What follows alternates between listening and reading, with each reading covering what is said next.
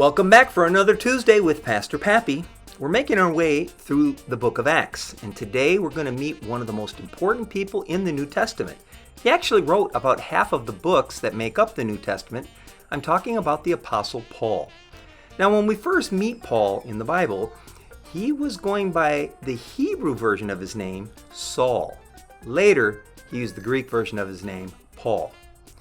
It's kind of like your name might be Josiah, but your family calls you Jojo. Or your name might be Penelope, but your family calls you P. Saul wasn't always on God's side. Saul was against the Christians, which is what followers of Jesus are called. His biggest goal in life was to hunt down all the Christians and have them thrown into jail, or worse, even killed. That doesn't exactly sound like the kind of guy I would recruit to become a Christian, but God doesn't see people the way we see them. God knew Saul's mind and life would be changed when Saul met Jesus. Pappy's going to pray over you before we take a look at today's challenge. Dear God, thank you for never giving up on us when we make mistakes and choose not to follow your plan. Help us to see what we need to change or get rid of in our lives so we can follow you better. Amen. Now let's check in with Dash and Austin. Hey everybody, what's up? My name is... The Sky. Wait, what did you say? You asked what's up. I told you what is up. That being the sky. You know that's not what I was asking for. Or to be more specific, we have the ceiling and roof above us as well. There are some lights. Okay. Would you just please introduce yourself? Oh, hey there. I'm Austin, and welcome to Challenge Accepted.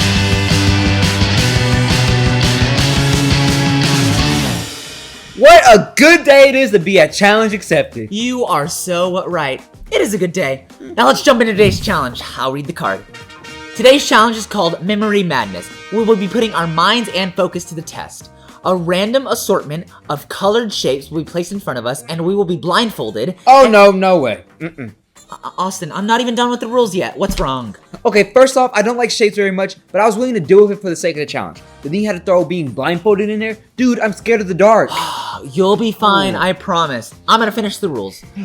We will take our blindfold off for 5 seconds and then have to scan the table and collect as much information as possible. Then we will put our blindfold back on and be asked questions about the patterns. I really don't like the sound of this. What happens if I suddenly need to be able to see because, now I'm blindfolded and I can't? Austin, what would you need to be able to see? I don't know, anything from making a sandwich to saving a kid out of a tree. Anything could happen. While I appreciate your desire to be ready for anything, I think you're just coming up with excuses. No. Well, that's unfortunate because the name of our show is Challenge Accepted.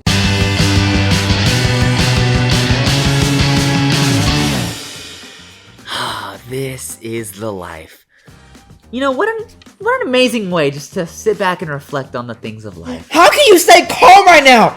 Dash, I can't see. Okay. Deep breaths. Just relax. Deep breaths. I can't. Oh, wait. I can't. Okay. Are you ready for this? 5 seconds to memorize as much as you can, okay? Starting in 3, 2, 1, go! 5, 4, 3, 2, 1, blindfold back on! I already forgot everything! I doubt that, but let's ask some questions to see how well you paid attention. Okay. How many red shapes were there? 3. There was actually 5. I told you I can't see with this thing on. Okay, that's okay. How many triangles were there? Oh, I saw green triangles, a blue. 3. Austin, there was only 2. All right, last question. You got this. How many yellow squares were there? There were no yellows. 0!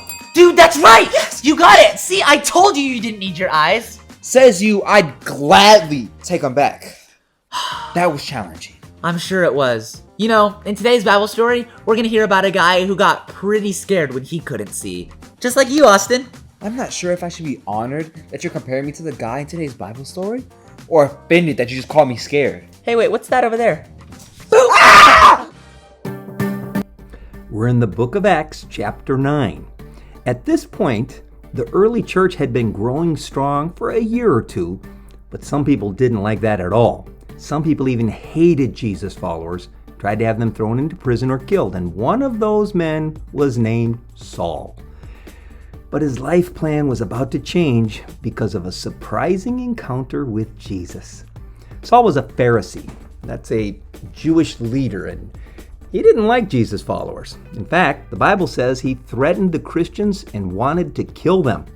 Saul was part of the reason for the death of a Christian by the name of Stephen. One day, Saul went to the high priest, who was one of the most powerful and important Jewish leaders. Saul asked for letters that would allow him to travel across the region to synagogues in a city named Damascus. Synagogues were special places of worship for Jewish people.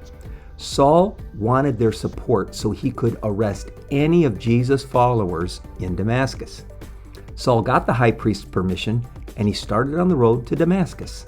This was a long journey, and it didn't go as Saul expected. Let's read about what happened to Saul as he approached Damascus in Acts chapter 9, verses 3 and 4. As he was approaching Damascus on this mission, a light from heaven suddenly shone down around him. He fell to the ground and he heard a voice saying to him, "Saul, Saul, why are you persecuting me?" Imagine how Saul must have felt. I think he was afraid of what would happen next. The voice who spoke knew Saul's name, but the question was not one that Saul would have wanted to hear. "Saul, Saul, why are you persecuting me?" Saul had been bullying Christians and making their lives miserable. But who was the person talking to him? That's what Saul was about to find out. "Who are you, Lord?" Saul asked. And the voice replied, "I am Jesus, the one you are persecuting. Now get up and go into the city, and you will be told what you must do." Jesus was speaking to Saul from heaven. Jesus wanted Saul to know exactly who he was, and he wanted Saul to know why he was making a big mistake hurting Christians. Let's keep reading and find out what instructions Jesus gave to Saul. The men with Saul stood speechless, for they heard the sound of someone's voice but saw no one. Saul picked himself up off the ground, but when he opened his eyes, he was blind. So his companions led him by the hand to Damascus. He remained there blind for 3 days and did not eat or drink. That could have been the end of the story. Saul probably deserved to live the rest of his life blind for the horrible things he'd done to Christians. But God had a plan to change him for the better. At the same time, God also spoke to another man named Ananias in a vision. God told him to go to the house where Saul was staying, place his hands on Saul, and pray for him to be healed. Ananias was scared to go because he had heard about everything Saul had done to the other Christians, and he knew Saul could arrest him. God told Ananias that he had chosen Saul to take his message to the people who didn't know him yet. So Ananias went to Saul, laid his hands on him, and prayed for him to be healed. Instantly, something like scales fell from Saul's eyes, and he regained his sight. Then he got up and was baptized. God completely changed and turned Saul's life around from that day forward. Saul went from hurting Jesus' followers to becoming one of Jesus' followers. Before, Saul did everything he could to hurt Jesus' followers. Now, Saul gave his whole life to doing everything he could to tell people about Jesus. It was after this encounter with Jesus that Saul was now called Paul. And immediately he began preaching about Jesus in the synagogue, saying, "He is indeed the Son of God." All who heard him were amazed. "Isn't this the same man who caused such devastation among Jesus' followers in Jerusalem? And didn't he come here to arrest them and take them in chains to the leading priests?" Saul's preaching became more and more powerful, and the Jews in Damascus couldn't refute his proof that Jesus was indeed the Messiah. What a change! Saul is one of the best examples in the Bible of the fact that God can change anything and anyone for the better. God can turn around people's lives no matter how many bad things they have done. No one who wants to come to Jesus is too broken or too sinful to be forgiven. Many of you have struggled with thinking that you're not good enough to be a Christian, or that maybe you messed up too many times to be forgiven, Saul is proof that God can change anyone's life, but God won't change your life unless you ask Him to. He has given all of us something called free will. That means we have the ability to make choices, both good ones and bad ones. Our choices determine the direction of our lives. If you want to make a choice that will change your life for the better, choose to follow Jesus and allow Him to change your life today. Let's see how Dash and Austin finish the challenge.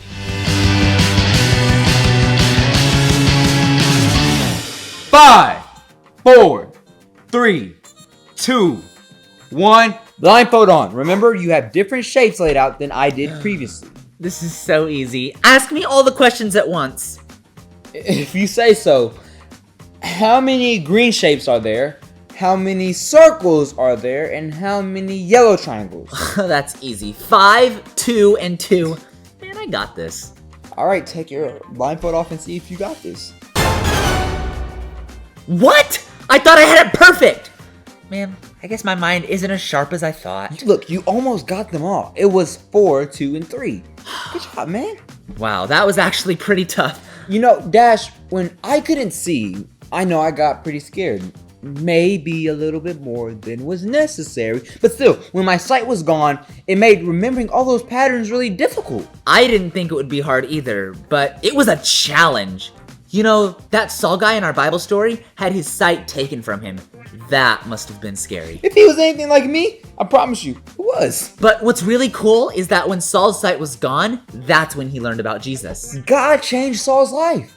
And when Saul's eyes were healed, he was pumped to go tell the world about Jesus. If there's one thing to remember today, it's this. God changes my life. When we listen to what God has to say to us and we obey it, it changes us for the better. This week, our challenge to you is to ask God what areas in your life need to change.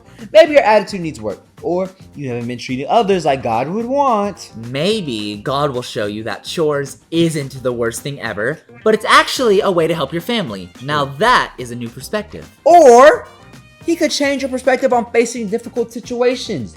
Maybe God will show you that it's okay to go through difficult and hard things because it teaches us to depend on Him. That kind of thinking could change your life. Well, that's about all the time we have for today. Well, don't forget your challenge, and we will see you next time here at Challenge Accepted!